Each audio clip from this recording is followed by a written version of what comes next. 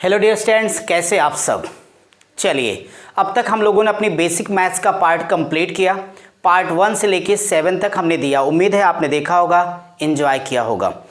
अब हम आपके लिए आज से आपका टॉपिक लेकर के आ रहे हैं। जैसा कि आप देख पा रहे हैं कि आज से हम आपके लिए प्रतिशतता शुरू करने जा रहे हैं। सो डियर स्टूडेंट, यहाँ पर एक बात अच्छे समझिए कि ये आपका टॉपिक है प्रतिशतता। आपको साफ साफ नज़र आ रहा होगा। ये हमने PDF में कीर्तिमान academy online classes Telegram channel पर बनाकर दे दिया है और साथ ही साथ व्हाट्सएप ग्रुप में भी। सो प्लीज़ आप लोग वहाँ से डाउनलोड कर लीजिएगा। अब इसमें मैं आप सभी लोगों को एक एक क्वेश्चन इसमें से लेकर के मैं यहाँ बोर्ड पर अब क्वेश्चन आपके लिए नहीं लिखने जा रहा हूँ, बल्कि आप सब इसमें देखिए क्वेश्चन आपका लिखा हुआ है सारे के सारे। मैं क्वेश्चन पढ़ के समझाता जाऊँगा। आप लोग PDF को डाउनलोड करके वहाँ से क्वेश्चन देखिएगा और आराम से आपको समझ में आता चला जाएगा।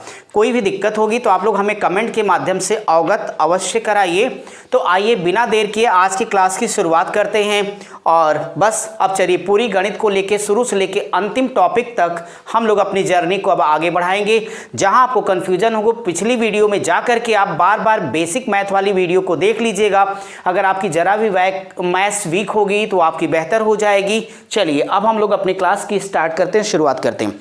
सबसे पहले डियर स्टूडेंट्स, अगर मैं आपको एक बात बताऊं यहाँ पर कि प्रतिशतता, आप प्रतिशतता कोई भी कंपटीशन देते होंगे आपको बेहतर आइडिया होगा कि हमारे लिए एक मोस्ट इंपॉर्टेंट टॉपिक है अर्थमेटिक सेक्शन का। और इसके बेस पर आपको पता है कि कई सारे टॉपिक जैसे परसेंटेज पढ़ा है तो सिंप्लीफिकेशन आपके लिए आसान हो जाएगा, LCM SCF हो जाएगा, प्रॉफिट लॉस एंड डिस्काउंट, लाभांश तथा बट्टा, सिंपल इंटरेस्ट यानी साधारण ब्याज, कंपाउंड इंटरेस्ट यानी चक्रवृद्धि ब्याज, वो सारे के सारे कहीं न कहीं परसेंटेज के बेस पर होते हैं। सो अगर आप इन चैप्टर को चाहते हैं कि 2 से 3 सेकंड में चुटकी बजा के हम सॉल्व कर लें तो आप परसेंटेज को थोड़ा डीप में और अच्छी तरीके से मेरे साथ पढ़िए और समझिए। तो इस नाते इसकी एक एक बात को ध्यान समझिए। मैं एकदम आराम से पढ़ा रहा हूं, कोई हड़बड़ी नहीं है। पूरा लास्ट चैप्टर तक मैं आपको पढ़ाऊंगा, विश्वास करिए। आप आगे बढ़ते रहिए। आइए हम लोग शुरुआत कर देते हैं। कंपटीशन आप कोई भी दे रहे होंगे, आपको पता है कि मिनिमम 3 से लेकर 4 क्वेश्चन आपको यहां से प्राप्त हो जाते हैं। तो आइए शुरुआत कर देते हैं हम लोग परसेंटेज की। सबसे पहले आपने ये देखा कि मैंने आपके लिए लिख दिया है कि प्रतिशतता यानी परसेंटेज क्या है। अगर मैं प्रतिशतता की बात करता हूं डियर स्टूडेंट्स तो 2 शब्दों से मिला। एक यहाँ पे आपके पास प्रतिशत शब्द आया और दूसरा आ गया कि दर प्रतिशत। ये क्या होगा? तो यहाँ देखो हमने एक बात बताई कि भिन्न यानी फ्रैक्शन क्या है। रेशनल नंबर आपने पढ़ा है वही फ्रैक्शन है।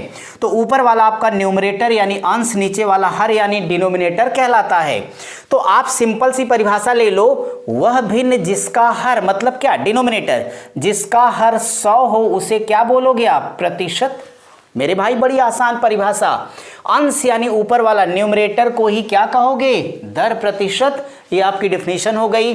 अब आप सभी जानते हो कि यह आपका प्रतिशत का सिंबल होगा। जैसे मैंने यहां पे लिख दिया x प्रतिशत, तो आप देखो x प्रतिशत का मतलब क्या हुआ, x बटे 100। यानी मैं क्या कहना चाहता हूं, यही तो कि किसी वस्तु के 100 बराबर भागों में से आप ले सकते हो x भाग। जैसे कहीं पर मैंने लिखा कि 16 प्रतिशत, इसका मतलब है 16/100 यानी 16 बटे 100, यानी किसी वस्तु के 100 बराबर भागों में से आप ले सकते हो 16 भाग। चलो भाई, ये बहुत काम के 2 पॉइंट्स आपके पास हैं। पहला मैंने आपके लिए लिखा कि किसी प्रतिशत को भिन्न में बदलना हो तो 100 से क्या करेंगे आप, भाग कर देना। जैसे 20%, इसका मतलब 20/100, तो 20 सेकंड 20, 20 25 100, 1/5 आपका ये आंसर हो गया। लेकिन इस बात को आप लोग याद रखना, यह आपके लिए मोस्ट इंपॉर्टेंट है। यहां लिखा है कि किसी भिन्न को अगर प्रतिशत में बदलना हो तो उसे करना होगा 100 से गुणा। यानी आज से याद रखना, कहीं भी कभी भी प्रतिशत बताना हो तो हम गुणा करेंगे किससे, 100 से। अब जरा सोचो कि यहाँ पर एक हमने नंबर आपके लिए ले लिया 1/5 और 1/5 को हम चाहते हैं 1% में बदल जाए, तो 1/5 को 100 से गुणा करिएगा तो आपका 20% आंसर आ जाएगा। ये बात आप ध्यान रखिए। अब जरा देखो, आपके लिए 3 बेसिक फार्मूले हमने लिखे हैं जो आपके पूरे चैप्टर में आपको काम आते रहेंगे। और इन्हें देखें, ये है प्रतिशत वृद्धि बराबर वृद्धि बटे मूल मान गुणे 100, percent of increase is equal to total increase upon initial value into 100। ऐसे ही प्रतिशत कमी बराबर कमी बटे मूल मान गुणे 100। Percent of decrease is equal to total decrease upon initial value into 100। अगला हमने लिखा त्रुटि का प्रतिशत या लाभ का प्रतिशत या धोखे से कमाया गया लाभ या बेईमानी का प्रतिशत, यह बराबर होगा त्रुटि बटे गलत मान गुणे 100। So percent of error is equal to total error upon wrong weight into 100। ये तीनों बेसिक फार्मूले आप याद रखना, पूरे चैप्टर में काम आएंगे, साथ ही लाभ हानि बट्टा पढ़ाते समय भी आपके काम आएगा। तब उसी को यहाँ बताऊंगा, लाभ का प्रतिशत लाभ बटे क्रय मूल्य गुणे 100 हो जाएगा, हानि का प्रतिशत हानि बटे क्रय मूल्य गुणे 100। ये फार्मूला एज इट इज यहाँ भी रहेगा, वहाँ पर भी रहेगा, आप इसे ध्यान में रखिएगा। अब डियर स्टूडेंट्स, इनके बाद में थोड़ा आगे आपको लेके चलता हूं। यहाँ हमने लिखा है लिस्ट ऑफ फ्रैक्शन, बहुत काम की है, आप भिन्न से भागते बहुत हो। वैसे हमने पीछे आपको भिन्न बताया, थोड़ी आगे तो चैप्टर पढ़ेंगे आप सरलीकरण। जब भी जरा सोचो कोई क्वेश्चन आपके पास आता है और वहाँ लिखा होता है 50%, आप डायरेक्टली अगर 1/2 रख दे तो आपका सीधे आंसर आएगा। कैसे आप रख दोगे ये? यानी आप देखो बार बार प्रतिशत को चेंज किया गया भिन्न में, या कह दो भिन्न को बदला गया प्रतिशत में। तो भाई अगर 1/2 को प्रतिशत में बदलना है तो गुणा किससे करोगे? 100 से। इसे काट दोगे तो 50% आएगा। मैं ये कहना चाहता हूँ कि कहीं 50% होगा तो आप सीधे 1/2 लिख देना, आपका आंसर जल्दी आएगा। जरा सोचो, अपने माइंड में सेट कर लो कि अगर 100 से मल्टीप्लाई करना, इसका मतलब ऊपर क्या है? 100 है। अब जरा अपने दिमाग में सोचो कि अगर ये ऊपर 100 है मेरे भाई तो बटे 3 है, 100 को 3 से डिवाइड करो तो 33 से 1/3 आएगा। 100 को 4 से काटो, 4 25 संयम 100 25%, 5 से काटो 20%, 6 से काटोगे ऐसे तो 16 सही 2/3। यानी यूँ समझिए कि प्रत्येक में 100 से मल्टीप्लाई करने पर ही आपके आंसर आते हैं। इसमें कुछ फ्रैक्शन बहुत इंपॉर्टेंट मैं टिक कर देता हूँ, जो आप याद रखना, पूरी मैथ्स में आपके काम आता रहेगा। जैसे 1/2, 1/3, यहाँ से आप लेंगे 1/4, 5, 1/6 तो बहुत ही काम का, 1/7, 1/9 और 10 तो हद है, ये बार बार आपको मिलने वाला है। इधर से 3/8, 5/6, 2/3। ये 4-5 फ्रैक्शन है जो चैप्टर कोई भी आप पढ़ते होंगे वहाँ आपके काम आएगा। उम्मीद है इतनी बातें आपने समझ ली होगी। आइए अब जरा हम लोग अपने चैप्टर की शुरुआत करेंगे और उसी में जस्ट आगे बढ़ा जाएगा। तो ठीक है भाई, शुरुआत कर लेते हैं हम लोग।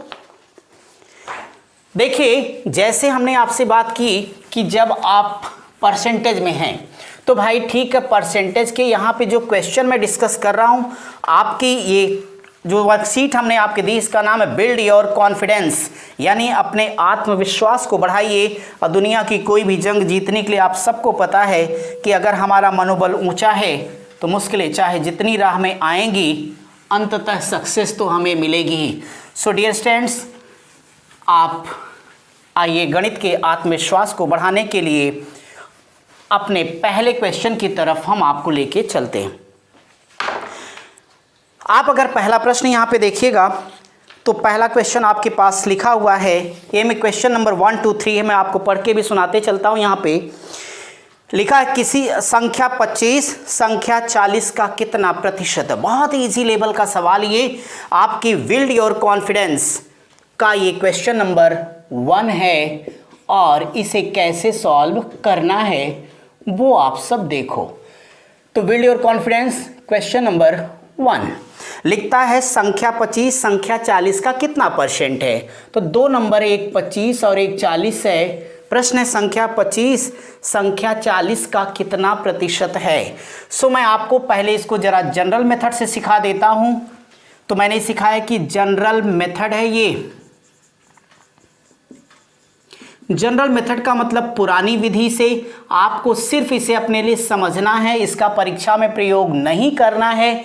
और परीक्षा में जो आपको प्रयोग करना है वो डियर स्टूडेंट्स होगा रूल फॉर एग्जामिनेशन, यानी परीक्षा विधि या एग्जाम मेथड। 2 से 3 सेकंड में आप उत्तर दोगे। टफ से टफ सवाल भी सिर्फ 15 सेकंड में हम लगाएंगे। कैसे, वो तो आज हम लोगों ने शुरुआत की, आप देखोगे। तो सवाल अपने पास था कि संख्या 25 संख्या 40 का कितना परसेंट। तो डियर स्टूडेंट, आप ये कह दोगे कि हम जो जानते हैं उसे मानते हैं। तो हमने मान लिया कि वो संख्या x है, तो कहते हो संख्या 25 संख्या 40। तो यक्स को y के प्रतिशत के रूप में दिखाना हो तो सीधे लिखना यक्स बटे वाई गुणे 100 के। ये तो चलिए हम यहाँ भी प्रयोग कर लेंगे। फिलहाल अभी की बात करता हूँ तो पहले डायरेक्ट ही आप इसे देख लीजिए कि क्या करना है आपको इतना ही करना है कि संख्या 25 संख्या 40 का कितना प्रतिशत है। डियर स्टूडेंट 40 का कितना प्रतिशत है, कौन, 25। अब यहाँ से देखो कि आप कह सकते हैं कि इसलिए यक्स बराबर ये हो जाएगा 25, 40 इधर आएगा तो बटे में 100 से मल्टीप्लाई कर दो। आपको पता है कि इसे आप कैलकुलेट करना चाहें उससे पहले लाइन सीख लीजिए कि डायरेक्टली इसको यहाँ कॉपी करिए, अपने परीक्षा के समय इसको डायरेक्ट ऐसे प्रयोग कर लीजिएगा कि अगर x को y के प्रतिशत के रूप में दिखाना हो या m को n के प्रतिशत के रूप में दिखाना हो तो m बाई n इंटू 100 करिए, डायरेक्ट अपना आंसर ले लीजिएगा। अब आप देखो यहाँ पर 25 40 का कितना प्रतिशत, कुछ मत करिए, काटो, 20 दूनी 40, 20 25 100, 25 25 125 बटे 2 तो 62 से 1/2% आपका आंसर हो जाएगा। यहाँ पर भी आपका आंसर वही आएगा। आप लोग मेरी इस बात को याद रखना कि ऐसा क्वेश्चन कहीं भी आपको मिलेगा तो आपको यही रूल प्रयोग करना है। अब जरा आप अगर इसे लगा चुके हों तो मैं आपके लिए क्वेश्चन नंबर 2 के बारे में डिस्कस करता हूं। चलिए भाई, अब हम आपके लिए बड़ा ही प्यारा सा प्रश्न क्वेश्चन नंबर 2 लेंगे और उसे देखते हैं कि आपको कैसे सॉल्व करना होगा। लिखा है कि 56 42 का कितना प्रतिशत है। बहुत ईजी, आप कर लेना, 56 बटे 42 बटे 56 गुणे 100 आंसर। क्वेश्चन नंबर 3 मैं करता हूं, जो दिक्कत होगी आप बताना। इसकी आंसर की भी हमने आपको पीडीएफ में दे रखी है तो आप उसे देखिएगा। तो यहाँ देखो कि क्वेश्चन नंबर 3 मैं आपके लिए लेता हूँ। अब तो एग्जामिनेशन मेथड ही आपके लिए पर्याप्त है। क्वेश्चन नंबर 3 में लिखा है 3% 5% का कितना परसेंट। सो डियर स्टूडेंट एक सेकंड भी मत गंवाओ और सीधे लिखिए क्वेश्चन मार्क बराबर 3/5 गुणे 100 बराबर आंसर, क्योंकि प्रतिशत अपने आप कट जाएगा तो आप कह दोगे 5 दूनी 10 तो 20 या 60% आपका आंसर हो गया। जरा मैं आपका क्वेश्चन नंबर 4 देखता हूं, बहुत ईजी सवाल है।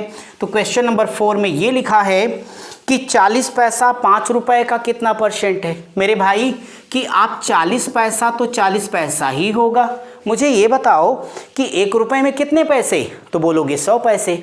तो अगर 100 पैसे हैं तो 5 रुपए में 500 पैसे। सो यहाँ 500 लिखो और इसे कैंसिल कर दो। 0 0 आप रसगुल्ले की तरह जरा गायब कर दो मेरे भाई। मुझे बताओ 5 अट्ठे 40, 8% आपका आंसर हो गया। अगर मैं क्वेश्चन नंबर 5 आपके लिए देखता हूं तो जरा 5वें सवाल को देखिए और एंजॉय कीजिए। क्या करना है, कुछ नहीं करना भैया। लिखा गया कि 600 ग्राम 4 किलोग्राम का कितना प्रतिशत है।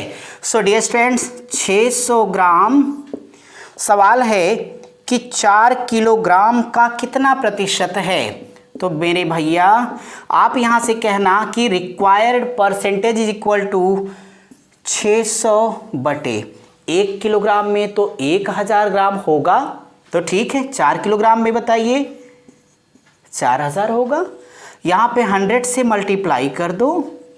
आराम के साथ देखिए, ऊपर 4 0 नीचे 3 है तो भाई इनके रहने का कोई अधिकार नहीं। 4 का पहाड़ा आता आपको तो देखो 4 15 60। सो आपका करेक्ट आंसर 15% आया। ऐसे ही 6वां सवाल है तो इसे मैं थोड़ा बोलूँगा, आप कोशिश करना। 6वें में लिखा है कि 80 सेंटीमीटर 2 मीटर का कितना परसेंट होगा। तो 1 मीटर में 100 सेंटीमीटर तो 80 बटे 200 गुणे 100 आंसर आ जाएगा। 7वां मैं आप पे छोड़ता हूँ करना। 180 मीटर 3 मीटर का कितना परसेंट है। भाई एक बात बताओ, 180 मीटर 3 किलोमीटर का तो 1 किलोमीटर में कितने मीटर, 1000 मीटर होंगे, 1000 मीटर। तो आप क्या करिएगा 180 बटे 3000 गुणे 100 आंसर हो जाएगा। 8वां सवाल थोड़ा प्यारा है, आइए 8वां समझ लेते हैं। अब देखो कि 8वें क्वेश्चन को आपको कैसे डिस्कस करना है, उसमें क्या लिखा है। अगर किसी कहीं से स्पीड लगेगा तो वीडियो को आराम से आप 1 बार 2 बार 3 बार देखते रहिएगा, सब चीज़ें अच्छे से आपको समझ में आएगी। और इसी बहाने एक बात आपको ज़रूर याद आ गई कि देखो अभी आपका ये चैनल चल रहा है डियर स्टूडेंट्स। आप सबको पता है कि यूट्यूब की अपनी कुछ टर्म्स और कंडीशन हैं, इस नाते प्लीज़ आप लोग वीडियो को रेगुलर देखिए, लाइक कमेंट साथ साथ शेयर करिए। हम आपसे कोई पैसे नहीं मांग रहे, पूरी गणित फ्री ऑफ कॉस्ट आपको पढ़ाएंगे, लास्ट टॉपिक तक पढ़ाएंगे, सारा मैटर भी PDF के रूप में देंगे, क्योंकि हम चाहते हैं जो मुसीबत हमने झेली आप में से किसी को दिक्कत ना आए। इसलिए डियर स्टूडेंट्स आप इसको पढ़िए और पूरी वीडियो को नेट चला करके आराम से देखिए, अभी डाउनलोड मत करिएगा, क्योंकि 4000 घंटे अगर पूरे नहीं होते तो चैनल अपने आप यूट्यूब बंद कर देगा। तो अगर आप चाहते हैं चैनल चलता भी रहे तो वीडियो को ज़्यादा से ज़्यादा देखिए, वॉच टाइम बढ़ेगा, चैनल ग्रो करता रहेगा और इसमें आपका कुछ नहीं लगने वाला है। मैं आपसे ये उम्मीद करता हूँ कि अगर मैं आपके लिए कुछ कर रहा हूँ तो आपकी एक जिम्मेदारी है, आप उसे निभाएंगे। खैर आप बहुत अच्छे हैं, पहले दिन से आप लगातार मेरा साथ दे रहे हैं, इस नाते मैं आपके साथ को अब आगे बढ़ाऊँगा और ज़रा क्वेश्चन नंबर 8वां देखता हूँ, क्योंकि हमारे आपकी दोस्ती ही ऐसी है कि इसमें मोल भाव कोई शब्द ही नहीं है। इसलिए हम 8वां सवाल आपके लिए लेंगे और 8वां सवाल हम आपसे कहेंगे कि आप भी पढ़े रहिए।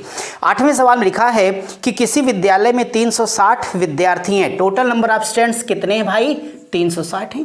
कहते हो जिसमें लड़कों की संख्या लड़कियों से 40 ज़्यादा है। बहुत अच्छे, लड़कों की संख्या लड़कियों से ज़्यादा कितनी? 40 है। ठीक है, तो लड़कों की संख्या लड़कियों की संख्या का कितना प्रतिशत होगी? लड़कों की संख्या लड़कियों का कितना प्रतिशत होगी, ये प्रश्न है।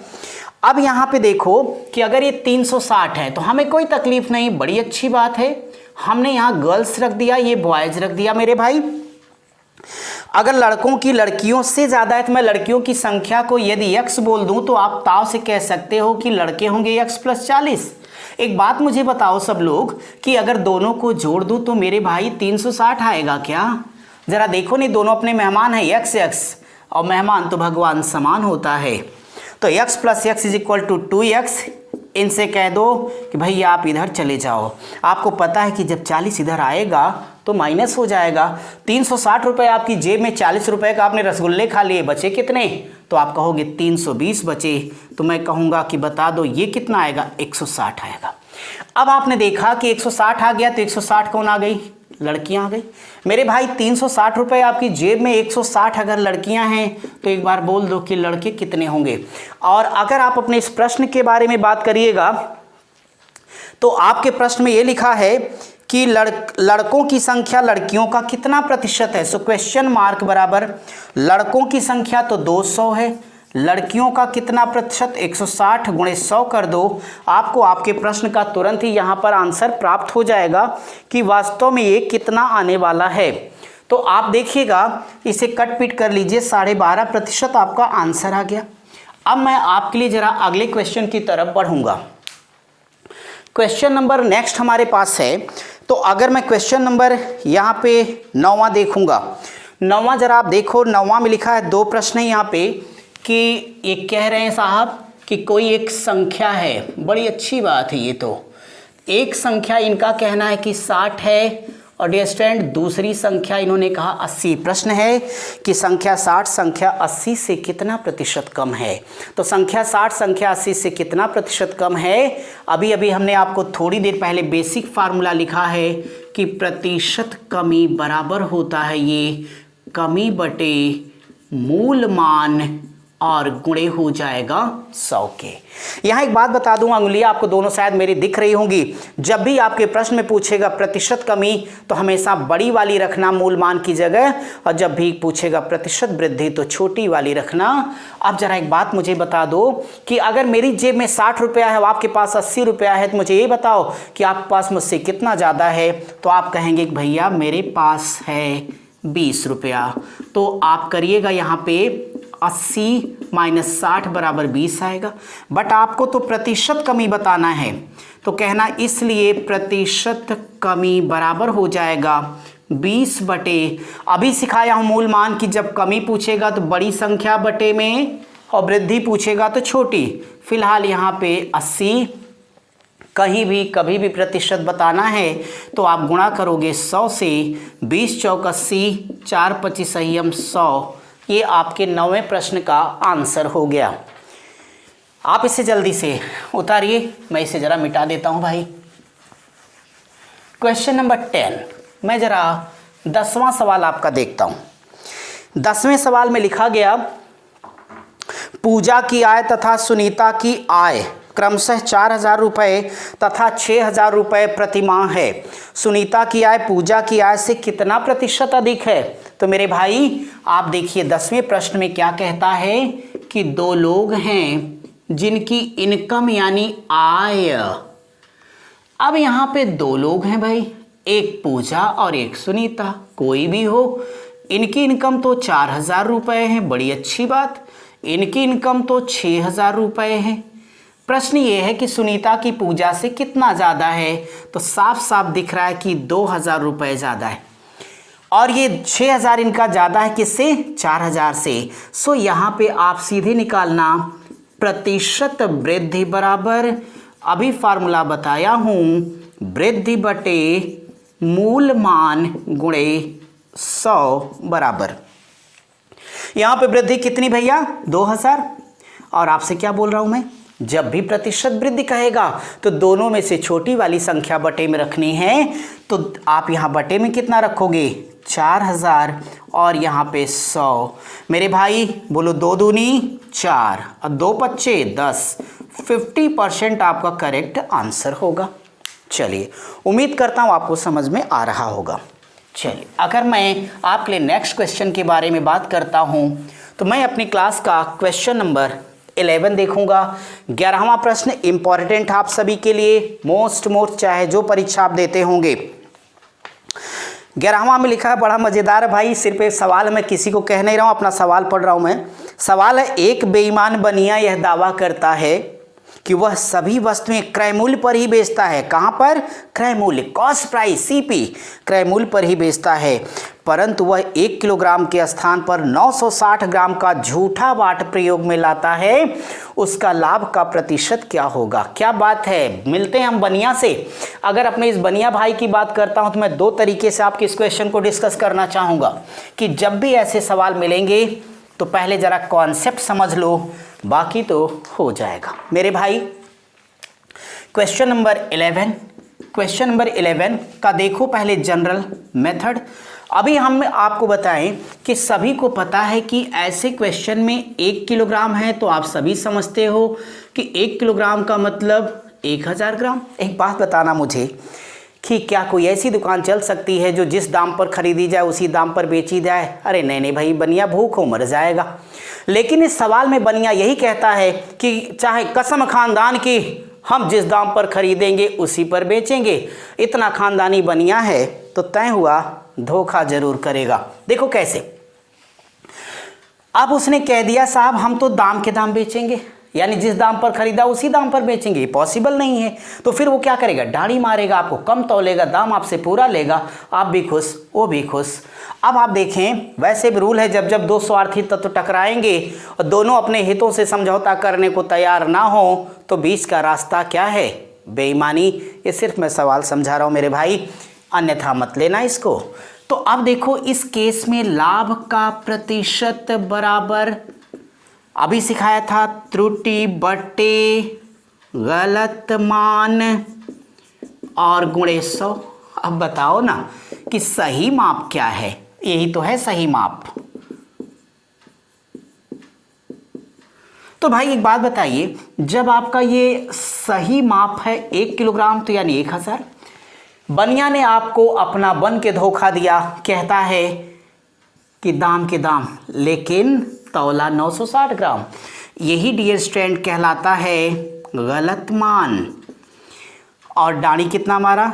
40 ग्राम की। तो मेरे भाई यही कहलाएगा त्रुटि। अब आप झट से अपने प्रश्न का उत्तर दो।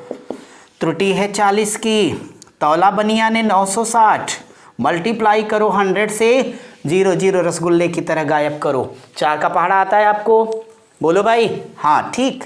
तो इसे काटोगे तो ये 24 आएगा, फिर काटो, 4 छक 24, 4 25 संयम 100 और 6 चौक 24, तो 4 से 1/6% आंसर है। मैं एक बड़ा प्यारा सा तरीका सिखाता हूँ आपको, रूल फॉर एग्जामिनेशन।